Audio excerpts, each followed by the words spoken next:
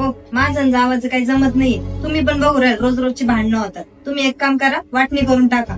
मी माझ्या वडिलांना बोलवते, तिला पण सांगा तिच्या वडिलांना बोलवायला, आणि ते त्यांच्या हाताने बरोबर वाटणी करून देते. समजलं का?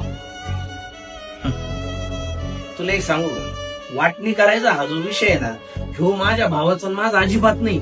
फक्त तुमच्या दोघींच्या कायमच्या किटकिटी पायी हे सेपरेट घ्यायचा विषय आलेला आहे. आणि तुम्हाला सांगतो, हे वाटणी करायला तुझे वडील आणि तिचे वडील त्यांचा काय संबंध आला इथं? वाटणीच करायचं ना तर माझे आईबाप जिवंत आहे अजून, ते करतील काय द्यायचं आणि काय नाही. तुमचा काही संबंध नाही, कळालं ना? घर बांधायला, जमिनी घ्यायला तुमच्या बापांनी पैसे नाही दिले. इथं आमच्या आईबापांनी कष्ट करून ते उभं केलंय. आणि राहिला प्रश्न वाटणीचा, आम्ही दोघं भाऊ ठरवू काय घ्यायचं आणि काय नाही.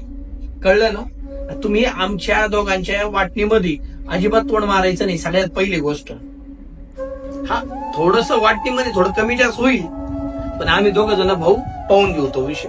अजिबात बाहेरचे कोणी वाटण्या करायला आले नाही पाहिजे. घरातल्या घरात आमचे आईबाप आणि आम्ही दोघं भाऊ हे ठरवू कशा वाटण्या होतील कशा नाही.